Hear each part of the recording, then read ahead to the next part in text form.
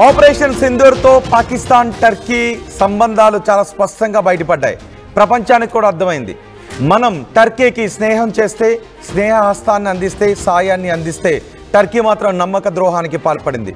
పాకిస్తాన్కు దొంగచాటుగా ఆయుధాలను సప్లై చేసింది. పాకిస్తాన్కు దొంగచాటుగా తమ సైనికులను కూడా పంపించింది.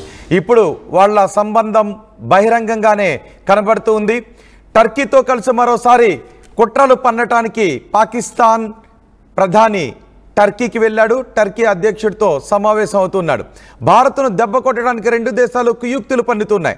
టర్కీలో పాక్ పిఎం షాబాజ్ పర్యటన చేస్తూ ఉన్నాడు. టర్కీ అధ్యక్షుడు ఎర్డోగాన్ పాక్ పిఎం షాబాజ్ ఎదురు కూడా భేటీ అయ్యారు.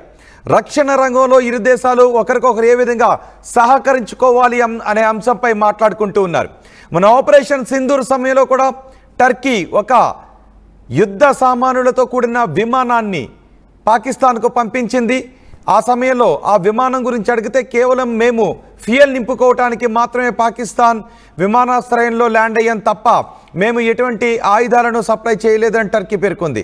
కానీ ఆ తర్వాత భారత్ పైకి ప్రయోగించిన ప్రతి డ్రోను కూడా టర్కీ తయారీ డ్రోనే.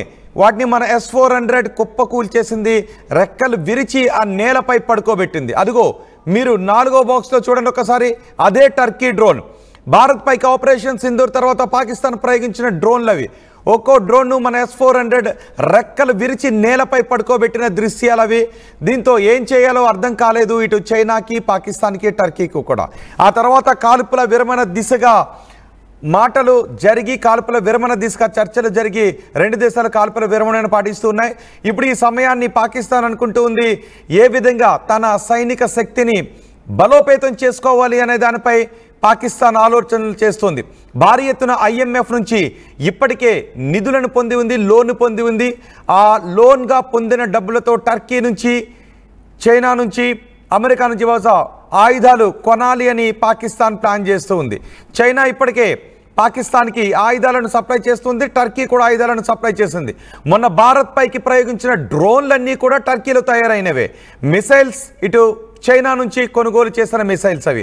ఎయిర్ డిఫెన్స్ వ్యవస్థ కూడా అప్పట్లో చైనా నుంచి కొనుగోలు చేసిన HQ-9 ఎయిర్ డిఫెన్స్ వ్యవస్థనే పాకిస్తాన్ ఉపయోగించింది. కానీ మన త్రివిధ దళాల ముందు పాకిస్తాన్ పాచికలు పారలేదు.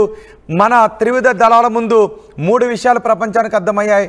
భారత్ బలమేంటో అర్థమైంది, పాకిస్తాన్ బలహీనత ఏంటో అర్థమైంది, పాకిస్తాన్ దొంగ బుద్ధి అర్థమైంది.